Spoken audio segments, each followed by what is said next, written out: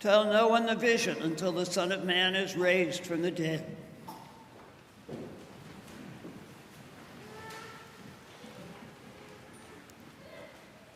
Transfiguration can only really be understood fully in the context of what went before it. A week before, at Caesarea Philippi, Jesus asked his disciples, "Who do men say that I am?" And then he asked them, "Who do you say that I am?" Peter answered on behalf of the 12, "Thou art the Christ, the Son of the living God." Peter had discerned that he was the Messiah, and as such, the Son of God. Jesus affirms this, telling him, "Flesh and blood has not revealed this to you, but my Father which is in heaven." And goes on to say, "Thou art Peter, and upon this rock I will build my church." Peter, no doubt, was happy, probably proud, to have figured this out. But then Jesus goes on to predict the passion, that he would go up to Jerusalem and be rejected, mocked, put to death, and the third day rise again. Being the Messiah means going to the passion. Peter didn't like that idea. "Far be it from thee, Lord." And Jesus rebukes him. "Get thee behind me, Satan. Thou thinkest as men and not as God." So, the context here for the Transfiguration is, on the one hand, the confession, the acknowledgement that Jesus is Christ.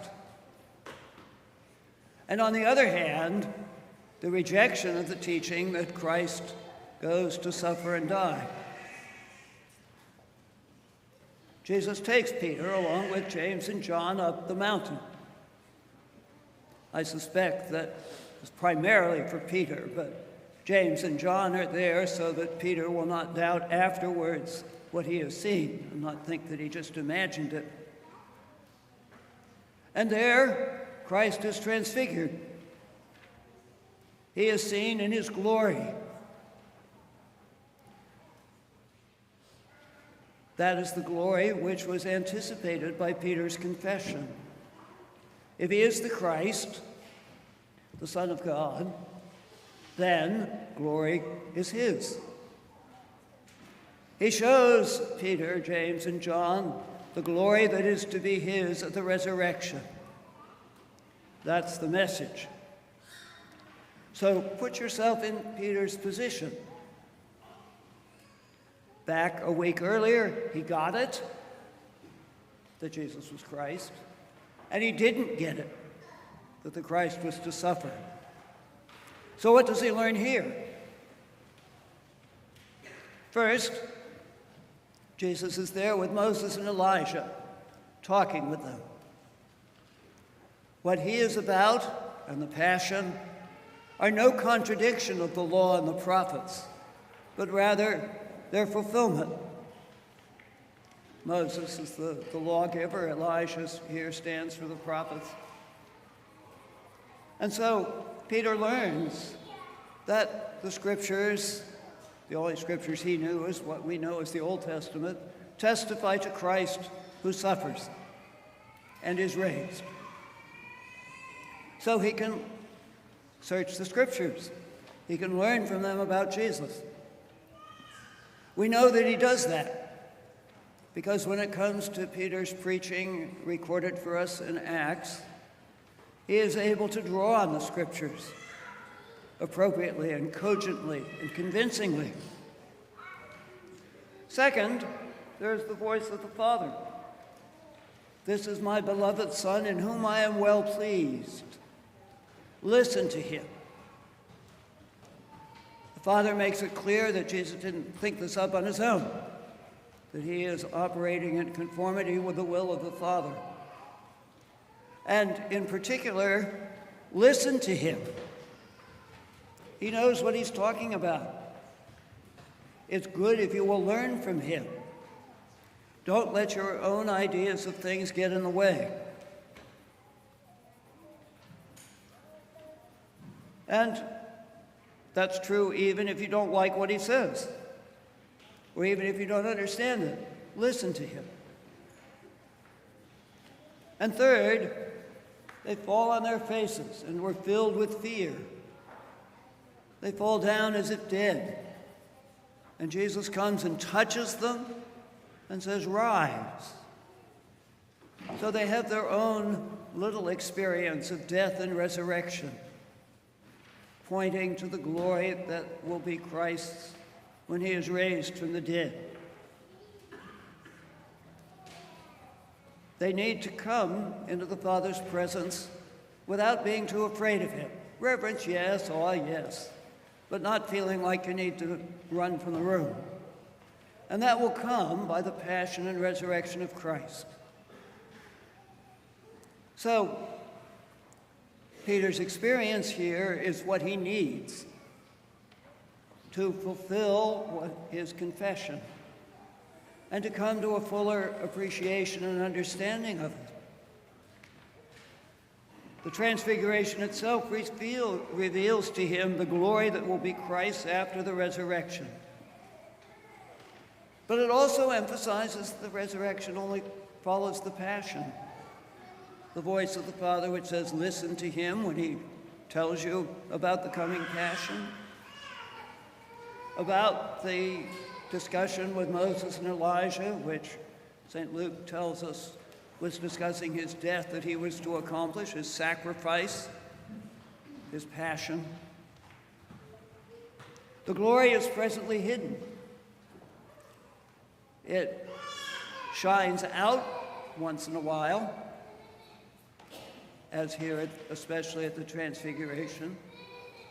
But like his divinity is hidden under his humanity during his earthly life, though he expresses it in what he does and says, so too his glory is hidden in the passion.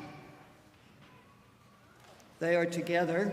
They are two sides of the same coin, but the passion comes first. Like Peter, we want Christ in glory.